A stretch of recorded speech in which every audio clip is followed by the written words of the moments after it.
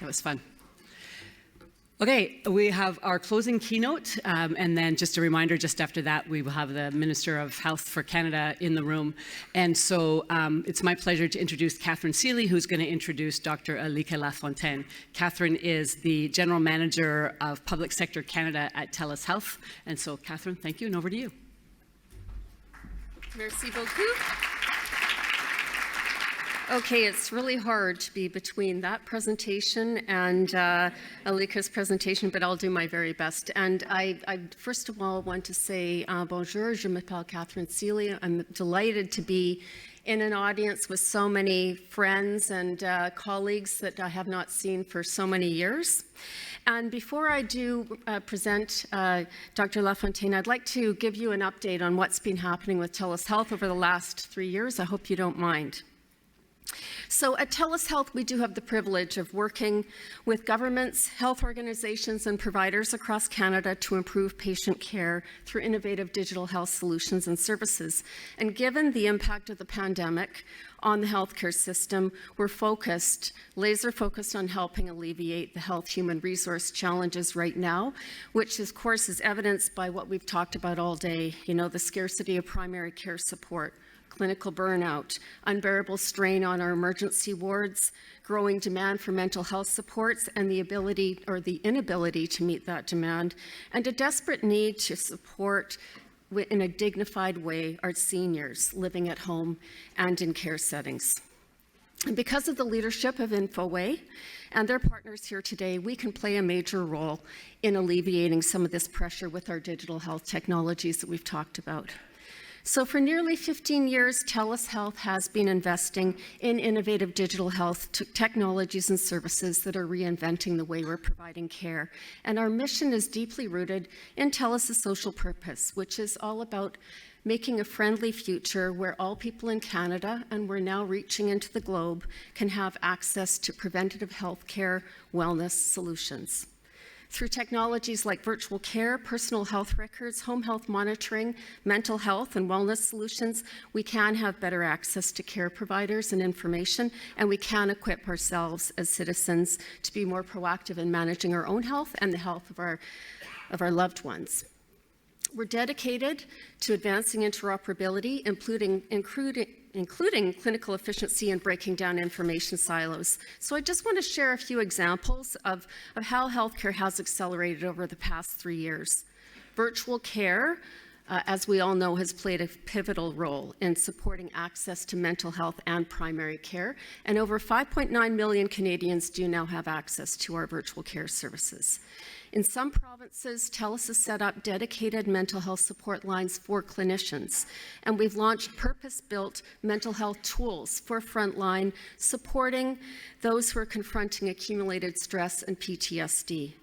We've also recently welcomed the LifeWorks organization of 7,000 employees, and that brings an extensive portfolio of health, wellness, and including even financial wellness solutions.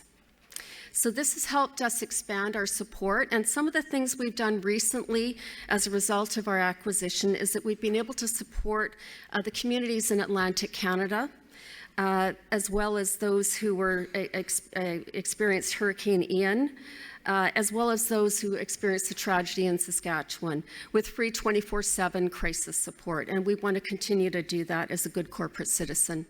Personal health records have changed the game. We've talked about the PHR a lot today, and due to the leadership in 2 Western provinces, we have over 2 million citizens who are accessing their personal health records, inputting information, and helping to support the care of their loved ones.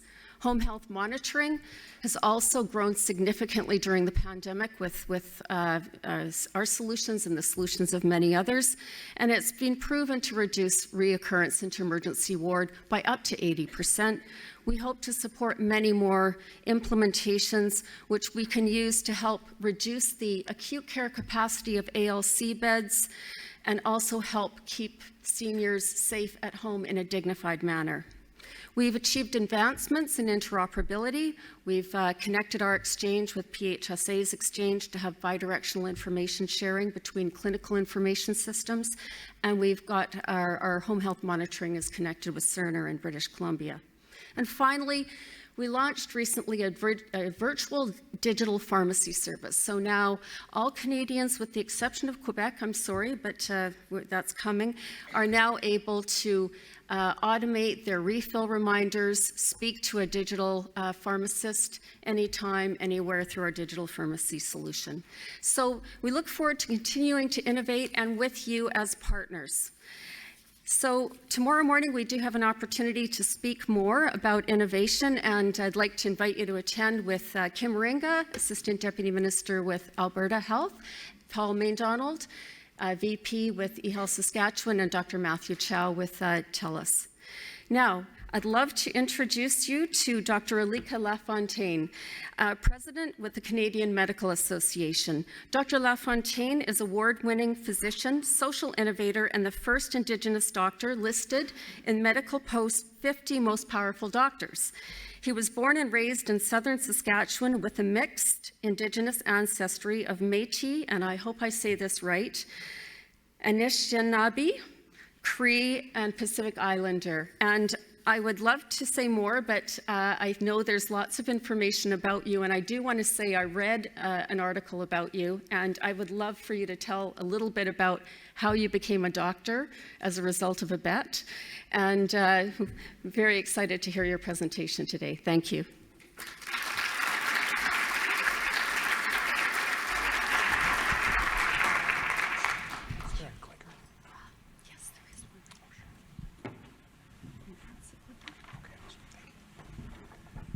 So pleasure to see everyone today.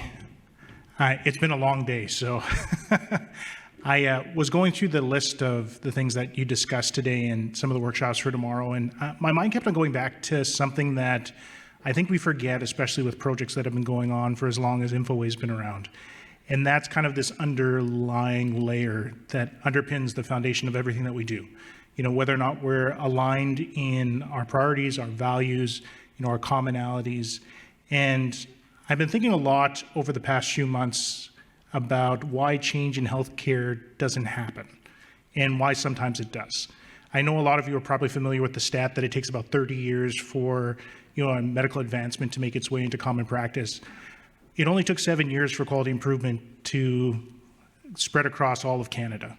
You know, overnight, I remember changing my practice as a trainee and injecting the same syringe of fentanyl to more than one patient, to everyone in the hospital stopping the next day. You know, there are certain changes that don't take a long time, and there are some changes that take a long time. And looking into why this happens probably will help us quite a bit as we discuss, you know, how to move forward after kind of this 2-decade exercise of trying to bring digital health to the rest of Canada. So just a quick disclosure, I don't really have any other than a stipend that I get from the CMA. So as far as objectives for today, I'm just going to go into a brief history of health system complexity. You know, it's very, very simple, so there's more nuance to it than I'm going to present. I'm going to talk a bit about how mental models and resource allocation actually lie at the root of why things tend not to change, and then a strategy that I've implemented several times in my career, moving forward change at a faster pace. So healthcare access and utilization has changed quite a bit over the years. You know, Medicare was founded in Saskatchewan. I mean, Saskatchewan used to have a clinic or a hospital in every single small town. It wasn't until the late 90s that we ended up consolidating and starting to regionalize our healthcare system and decentralizing, you know, where patients could go for care. Users in the past decade or so have also become hypermobile, as have providers across the country. It's not uncommon for someone to receive care in, you know, BC for seeing a family doc and then coming to the place that I work, Grand Prairie in Northern Alberta, to come for surgical care. Now, as a result, this has changed the way that patients interact with the system and the complexity within it. So when patients only went to one location, it was kind of a 1-to-1 ratio. You didn't really need to have these complex information systems because a person would only go to one place for care. You just had to coordinate across the teams within the building. As patients started to move into regionalized and decentralized centers, you started to have to follow your patient to the multiple different places that they receive care. One time they might go to a family medicine clinic in order to get primary care. Next day they might go to a walk-in clinic, then to an emergency room. You may have one hospital that specializes in orthopedic care, another one that does ophthalmology. And so the complexity within the system got more and more complicated, but you were more or less still in the same health region, even if you were at different hospitals. Now, our current state is that we have many different patients going to many different places in many different jurisdictions. And so as a result, we've had an exponential rise in the amount of complexity that's occurred. Now, our solutions to these problems have actually led to more problems, right? So fragmentation was the solution to scale. So we couldn't deal with the overwhelming demand within a single building, so we created another building, and another building, and another building, thereby fragmenting care. We also started to segment because of the complexity that was inherent within some of the types of medical care that we provided. So you started to see centers of excellence arise. Center of excellence in orthopedics, and then a center of excellence on arthroscopy, then a center of excellence for arthroscopy doing ACL repairs. You know, more and more we're starting to segment because of the reality of complexity of care. With modernization, we've also started to layer technological solutions on top of our care. And these technological solutions haven't necessarily run at the same rate across systems or even within the same system. You know, I used a mobile key on my phone to unlock my room. You know, another person may use that key card to open up their hotel room.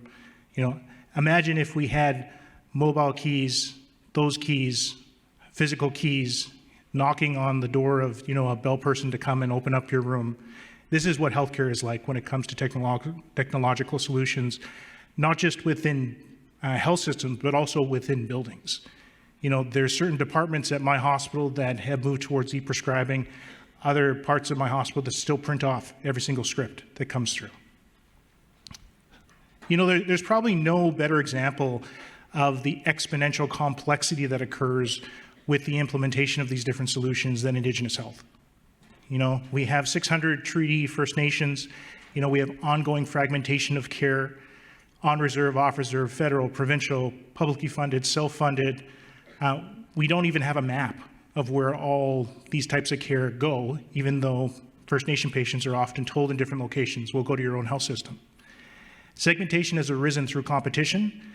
For those of you who know how funding works within First Nations, you apply for grants that sunset within 1 to 3 years. As a result, there's an inherent competition. You don't want to actually share your ideas with the person down the street because you're trying to get the funding envelope. So as a result, you get further segmentation, not only because of competition, but also because people are trying to consolidate expertise and do better jobs as far as safety and quality. Modernization has also been extremely haphazard and really driven by the persons who provide care. You know, you may have one person who is very well-versed in digital health. So they may do telemedicine where you have, you know, a person talking to you on a video. You know, they may do research into ensuring that the technological solution has, you know, something that doesn't require a lot of bandwidth, and so it ends up working well. They may have on the other side of the care, you know, some sort of machinery where you can do ultrasounds or physical exams or talk through someone on how to use those types of machinery. The next person who comes along after that person either leaves or retires may not use any of that equipment, so now it sits in the corner collecting dust. You know, this is the reality of modernization of healthcare in a lot of places, but especially within Indigenous health. And so as a result, you have this increase in complexity. You know, there's a non-existent interoperability across most parts of Indigenous health. We can't agree on nomenclature, classification, database structures, problem-oriented note-taking, standardized assessment. I mean, there's a long, long list that we could go through. So I know I made you all very depressed about the current state of healthcare, but, you know, coming into all of this, I became a part of a project called the Indigenous Health Alliance, and this was the situation that we ran into. It ran from 2013 to 2017. We ended up raising $68 million for healthcare transformation across 3 provinces. The health transformation initiatives that you see in Manitoba and Ontario and parts of Saskatchewan, a lot of that took its root within the project itself. At its peak, it had almost 25% of all First Nations across the country, which actually was the largest health transformation initiative in Indigenous health in the history of Canada. It focused on quality improvement, patient safety, and patient-centered care. And I'm going to share with you kind of what our thinking was as we started to work through the complexity that was inherent within the system. So I'm going to have you do a quick exercise first. Some of you may have seen this before. There's no trick. I just don't want you to shout out the number, but I'll have you count within a paragraph the number of Fs that are inside the paragraph, and then I'll ask you how many that you see, okay? So there's no trick. I'll give you 3 seconds. So just look up over by the screen. I'm going to give you some time. There you go. You got 1 second, 2 seconds, 3 seconds. So how many people saw 3 Fs? Raise their hand. Yeah, raise them up high. Perfect. How many people saw 4 Fs? Raise your hand. How many people saw more than 4 Fs? The people who saw 3 Fs always get stressed out at this point. So this is how many Fs there actually are. There's 6. So I'll just read through them. Finished files, that's 2, are the result of years of scientific, that's 5.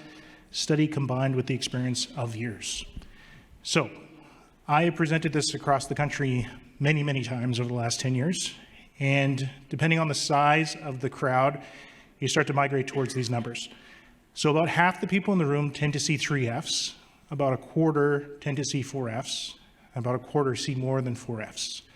So the question is, why is this similar despite going across the country and presenting this over and over again? Well, I'm going to suggest that we have similar experiences because we share something called mental models. So what's the mental model in this situation? The first part is that we read for content. So even when you're given a specific task, you're still looking for meaning.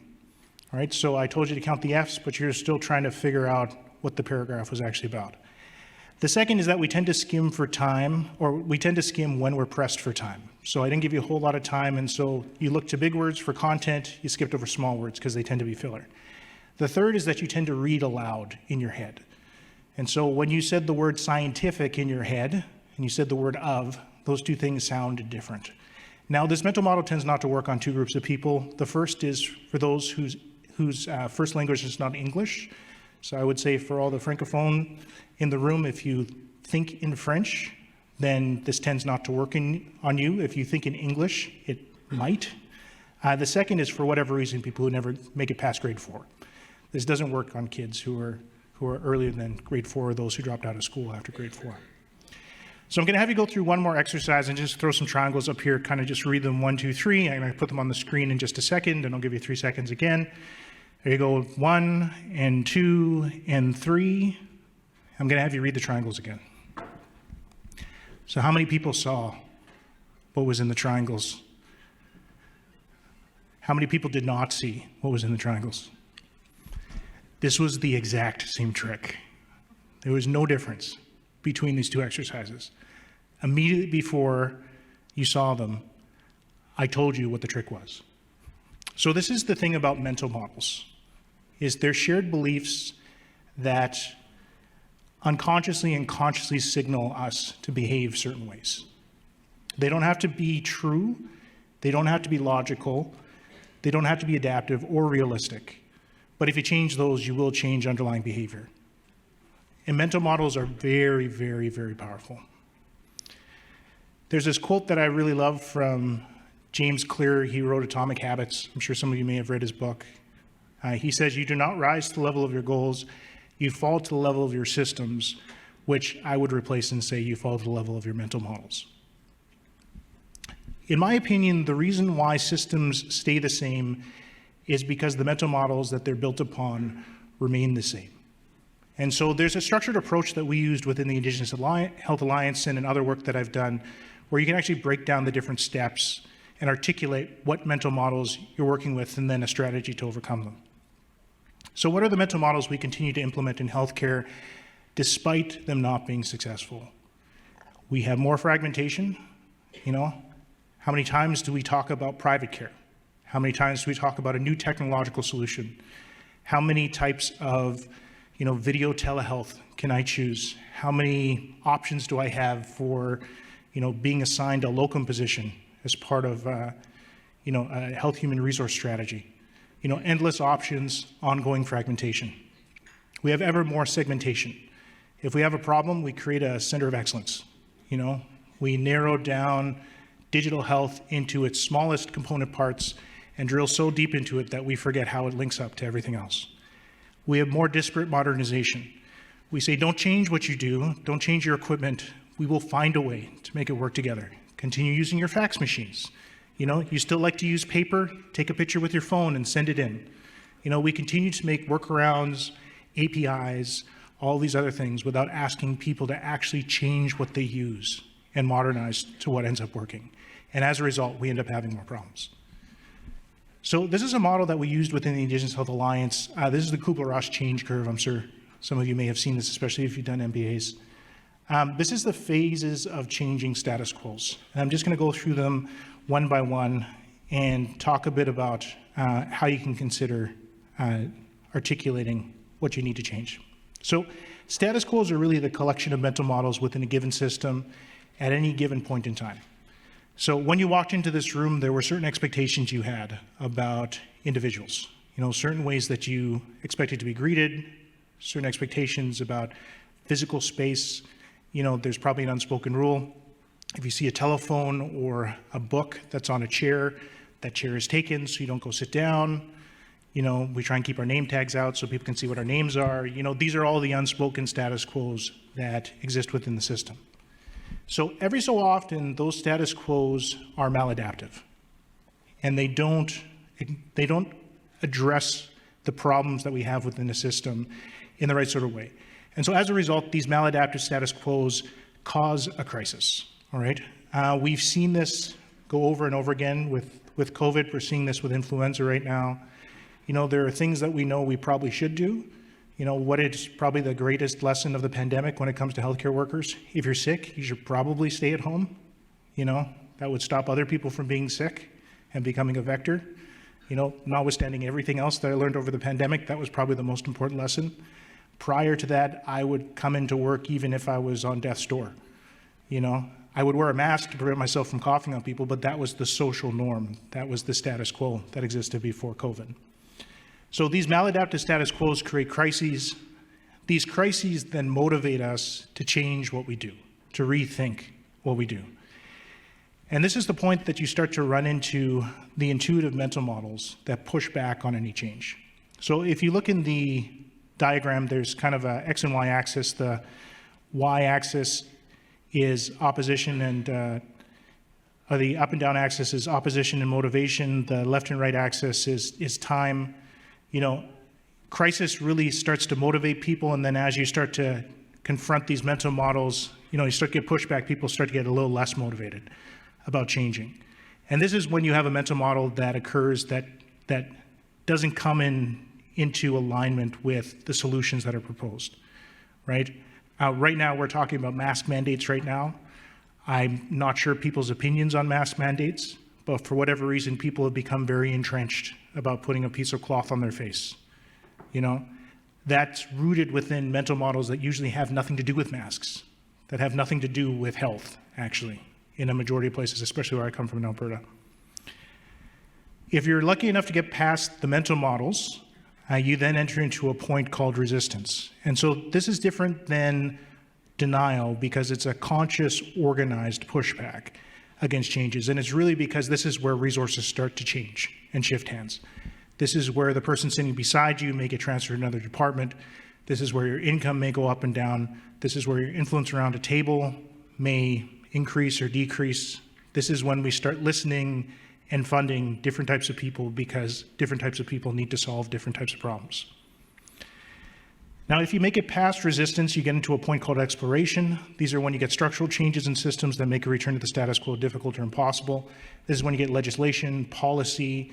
You know, I remember when EPIC came into Alberta, we had one day that we had paper, and the next day we had no paper.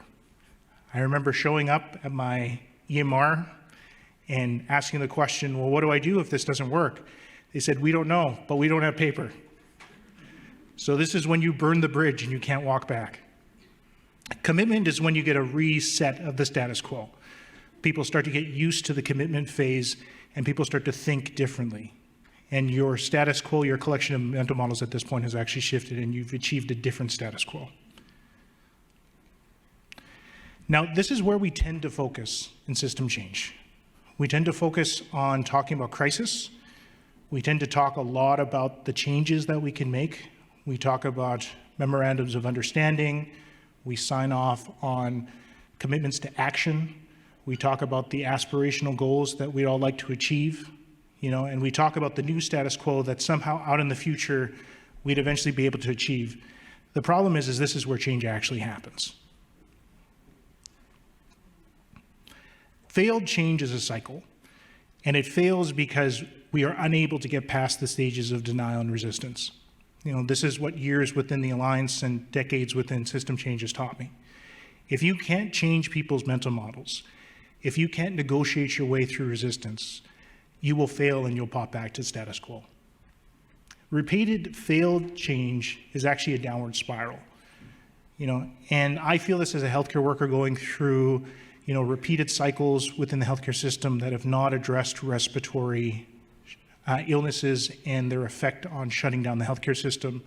The first wave was all geared up. I was phoning around trying to figure out who can I help out. I'm an anesthesiologist by training. We're trying to set up airway teams, and I was on the phone 24/7. Call me if you have any problems. Second wave, same problems. Maybe we just need to learn a little bit. Third wave, fourth wave, fifth wave. I can't take it, guys. Don't call me. Let's use a rotation where we can assign a single person, but unless someone really, really needs help, don't contact me. I'm really burned out. So what do you do in these situations? Well, what I'd suggest is you can go through each one of the phases and actually create a list of questions to articulate what needs to occur. So with the status quo, it's really defining what that is. Specifically, what mental models are maladaptive. Now, I'm sure that if you sit down and you thought through the challenges that you were facing, whether it's interoperability or adoption of e-prescribing, or you're talking about telemedicine or use of AI within healthcare, you could probably create a list of the mental models that things are built upon, all right? You can also probably identify certain crises that end up happening over and over again because people still end up doing things the same way, right? There's the fax machines that end up sending patient information to the wrong place, right? There's the verbal, discussion about a patient that gets lost in translation. There's the, non-consolidated patient record where one person identifies that, hey, maybe the person shouldn't have surgery, but then no one from the rest of the team finds out. So the same crises happen over and over again.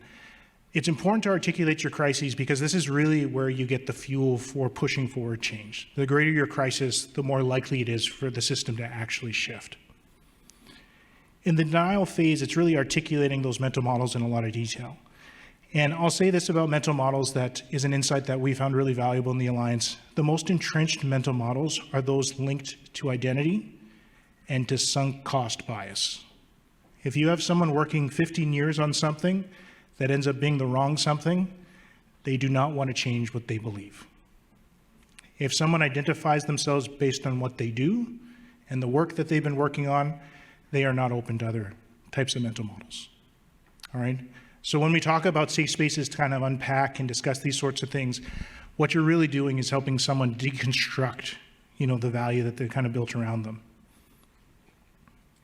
The resistance phase is where momentum really craters. You will have people suppress their mental models, the things they believe and the things that they'll push back. But if it comes to actual resources, time, people, money, physical spaces, consumables, information, influence, reputation, all these other things, these are hills that people will die on. And so we often think that we can force our way through this phase, that we can just push over whoever is standing in our way. I would actually suggest that it's much more pragmatic to negotiate your way through stages of resistance.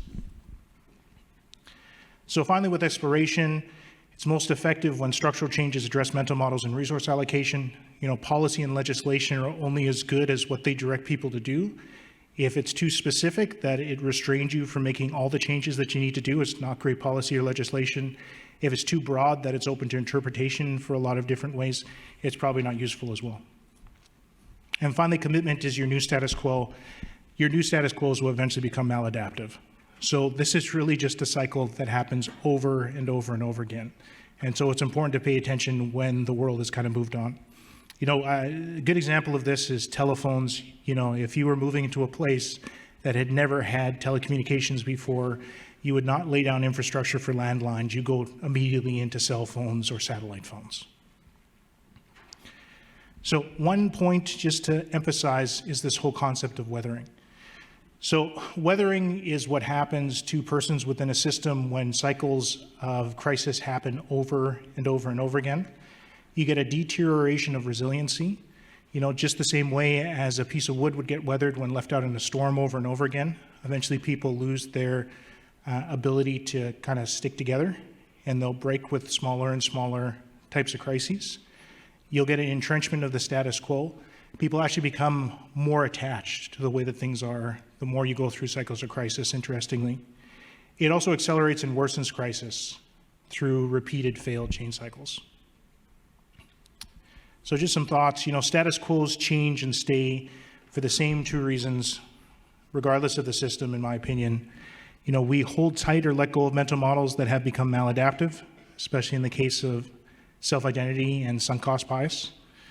And we fear the reallocation of resources and subsequent loss of access or opportunity. Personal interests supersede mitigating crises. So these are some status quos that the Canadian Medical Association is really focused on. You can see within the news that we've really been trying to articulate these status quos. I think that we are close to making some breakthroughs with pan-Canadian licensure. There was insight that we realized with some of the denial and resistance that was happening in the system, that splitting up pan-Canadian licensure into self-regulation and registration was a really important shift in our messaging that led to a big jump in whether or not people were pushing back against it.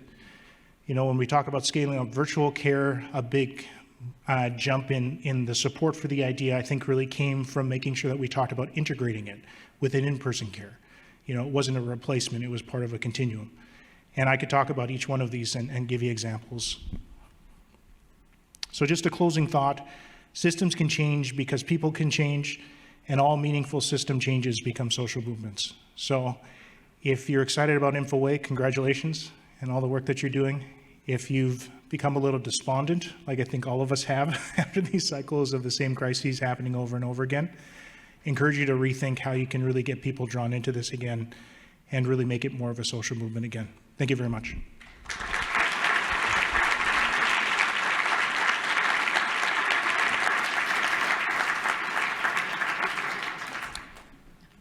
Thank you so much, Dr. Lafontaine. We know you're extremely busy with all the things that you're doing, and CMA President, we see you everywhere, so we really appreciate you taking time to come and speak to us today. Je pense que le Dr. Lafontaine va prendre quelques... I think he will take a few questions, Dr. Lafontaine will, if some of you have questions at this time. Go ahead, thank you. I was just wondering if you could, I was wondering if you could give some examples of positively getting through the resistance cycle. Yeah. So the question for those just online is some examples of positive getting through the resistance. All right. So a good example is actually the Indigenous Health Alliance. So we found that there were certain mental models that we really had to confront. One of the most important ones was this idea that things were hopeless, right? I remember a meeting with senior government officials where we went back and forth, and I could feel that the persons on the other side felt more and more attacked as we talked about the crises that were going on. And there was a point in the discussion where one of them actually said, I don't know why we do any of this. Nothing's going to change anyway. And I remember leaning over and actually asking, like, are you okay? Like, we just stopped talking about the issues, actually, and I just asked him, like, how are you doing? And it started to strip away just like the despondency that a lot of people were feeling within the bureaucracy when it came to Indigenous health. Now, leading to the resistance, one of the biggest problems was actually with what happens to all these FTEs and that they're all unionized, right? Big restructuring requires people to do things that are maybe outside of what their original job descriptions are. People were used to doing things that weren't necessarily useful. We're accounting things that didn't really matter. We're asking people to comply with certain rules for funding that we knew weren't effective, right? And so working through that, the government actually decided to blow up the entire department and reform it Indigenous Services Canada, right? So that's a really extreme example of working through resistance. There were a lot smaller examples of working through resistance where people chose to, leave from one place to go work in another place. You know, once they started to see the full spectrum of where they could have impact, it became clearer where they could provide more value. You know, when you look at the denial part of the curve, what that really is the way that people define value within a system. The resistance part of the curve is how people exchange value. And so it's not that people aren't willing to try different things, it's just they don't see how they have value doing different things, right? And so that's one example. Go ahead. Thanks. Dr. Lafontaine, as Sheila said, we see you everywhere. And something that has impressed me every time I've seen you is your optimism and your energy. And I'm wondering, how do you maintain that resiliency? What's the source of your strength? Yeah. So the question was, how do you maintain resiliency? I get depressed just like everyone else, right? That's the great thing about TV. It just catches me for the 5 minutes I'm smiling during the day.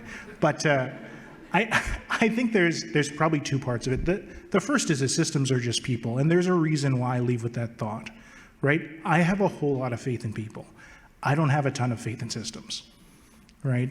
And I think if we can get to the people within the systems and really tap into their value, I have yet to find a system that's unwilling to change, right? But it's really tapping into that connection that you have. And, you know, the most wonderful part of medicine and just being a clinician in general, and I'm sure most clinicians in the room will probably agree with me on this, is, you know, we were told that there was like a value exchange when we first went into our training. We were told that if you sacrifice your time, your youth, your friends, you know, your hobbies, all these other things, and become really, really good at your craft, you'd have the opportunity to have these really special moments where a person walks away from you and you say to yourself, if they didn't meet me, they wouldn't have had that change in their life, you know? And I think that every so often I get those moments, right?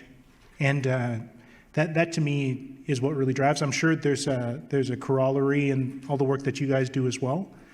You know, so I'd say if you feel a bit hopeless, you know, try and find that connection again with the people in the systems you're working with, and try and create those moments where you feel like, wow, if I was not a part of this, you know, that positive change might not have happened. Love that advice.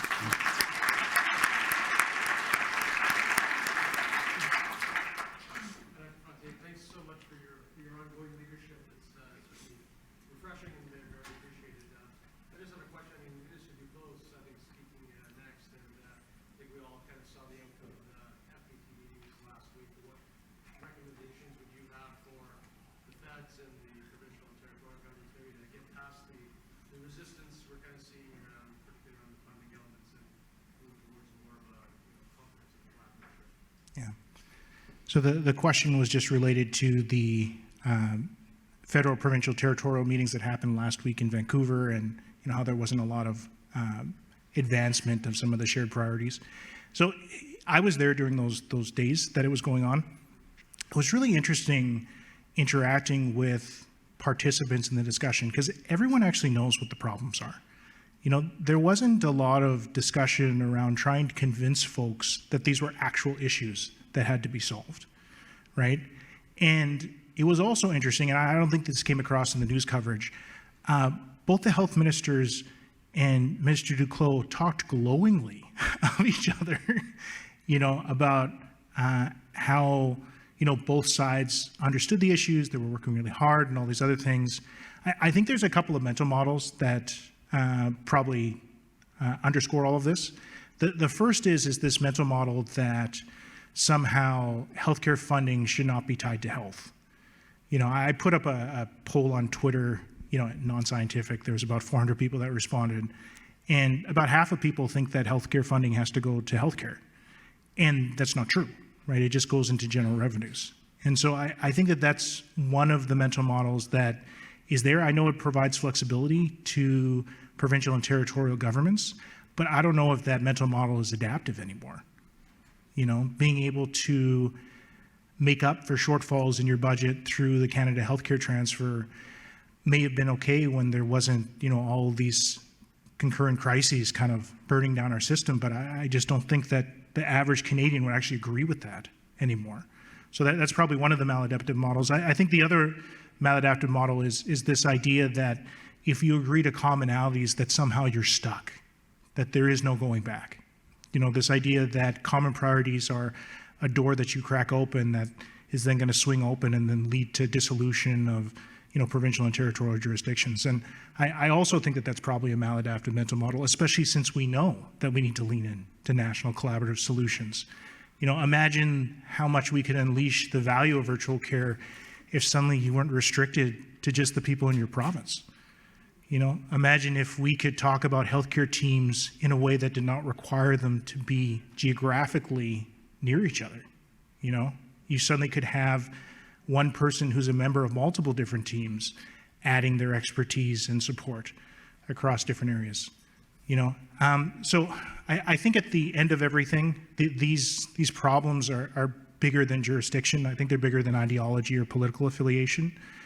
I do honestly believe that with the depth of the crisis we're going into, it's going to overwhelm governments, and we're going to be forced to work together. The real question is how much are people going to have to suffer before that occurs? Sorry, that's a little bit more depressing than my other answer. We can't end on that statement. Any other comments or questions? Maybe I'll just ask one. So this is a digital health conference, as you know. We've been at this for a little while. And one of our opening panels, we had some representatives from Newfoundland and Labrador and Saskatchewan and BC, and talking about the challenges. And, you know, I think it was clear that we have similar challenges, similar opportunities. We're all facing the same thing. I think there's absolutely a recognition that we need to work together. And I think this is a little bit of the mental model that you're talking about. But for the first time in a digital health conference that I can remember, or we've talked about making sure that we have equitable care for all Canadians. One of the questions we've talked about, making sure we have compassionate care and make sure we keep care in health care. And so it feels like, and there's a lot of conversations about making sure that we can provide an optimal experience for patients and making sure that they are at the truly patient-centered care and that we are involving them in the decisions. So I'm wondering, have you seen that? Are you optimistic? What does that look like to you? And how does that, because I like the comment about going back to where you're, you know, you are feeling like you're making a difference. I think a lot of people in this room are not necessarily frontline health workers, don't see patients, have friends and family, experience the health system from a different perspective. So I wonder if you just sort of comment on that change in thinking a little bit. Yeah. You know, we often talk about price and value inside digital health, and I think we conflate the two. We think that both of them are kind of a direct relationship. They both go up or they both go down. But I actually think that they're two opposite sides of a continuum. And I think in any system, you kind of swing back and forth between the two. Inevitably, as you provide more value, you have higher price. And that's true whether you're talking price in time terms, people terms, et cetera, et cetera. As you swing towards price, you provide less value. Let me give you an example. So I do anesthesia, you know. There's been a big push to do high volume, you know. Along with that have been layered different changes on the way that we collect, store, process information. You know, I remember when I first moved to Grand Prairie, probably the fastest I've ever worked. You know, in training, I'd maybe do 4 cases. I was doing 8 or 9 cases every day. I remember the first time that I did a day in Grand Prairie. You know, I was running out of the recovery room to go see the next patient, and the nurse was yelling behind me, "Are you going to leave orders? Do you want us to do anything with this patient because you didn't fill out the sheet?" Right? That's how right off my feet I was. Even in the midst of that, patients still felt really cared for. You know, if I had to slow down, I just slowed down. You know, if someone needed further assessment, we provided further assessment, but it's because we had a workflow where a lot of the time that needed to be spent with patients was front-loaded to things. So patients had a lot of time to talk to someone in pre-assessment clinic, right? We constantly talked among our anesthesia group. So if we had someone flagged to be a more challenging anesthetic case, we knew about it like a week before. You know, the day before, the front desk would actually phone and say, "There's a red flag on this chart for this reason. Do you know about it? Do you want us to, we pulled the chart for you, it's just waiting for you in the front," right? Over time, as we became more efficient, we started losing all the people within that system that added value, right? We lost that person that extended the amount of time that people could spend with pre-assessment clinic. We lost our front end during the evenings, right? We ended up losing that person who would pull charts. And then we switched over to our Epic Connect Care, right? Our electronic medical record system. And now suddenly you had all of your transcriptionists removed. You had all the people who used to send off your charts. Before, I used to be able to dictate and say, send this off to Dr. So-and-so, so-and-so, so-and-so. Now I have to spend, 3 or 4 minutes trying to find them, like search their name. If I get their name wrong, I have to phone switchboard to then ask, how do I spell this person's name? I know there's a favorite list, but it's not always populated with the people that you need to send stuff over to. Not only am I transcribing everything, I'm also making sure that my grammar is proper. So not only do I have to put my information in once, I then have to go through it again. And then sometimes I have to restructure it, especially those of us who care about how we sound to our colleagues, because I don't want them to think that my mind is as jumbled as the way that the EMR is sometimes put together, And so as we focus more and more on decreasing price, we've actually eliminated a ton of the value that we have in healthcare. And I think we're just swinging back to the value side of the equation again. It is harder and harder to find those moments of connection in healthcare now. If you want to know why people are burned out, it's because they show up to work and they feel like they're just run off their feet and they don't make a difference in anyone's lives. I think that's expressed in a lot of different ways, and I think we use a lot of corollaries, like you're just overworked past a certain point, all these other things. I can tell you from experience, healthcare workers are extremely resilient. We are used to working very long hours, very, very hard. But the trade-off has always been making a difference in patients' lives. And a lot of us just don't feel that way anymore. And so I think the compassion, everything is the inevitable, swing of the pendulum back to the value part of the equation. And I personally think it's really, really positive. Good, thank you. Any other comments, questions? Okay, well, it's my sincere pleasure to thank you very much. We really appreciate your insights, and good luck with your presidency for the CMA. You're busy.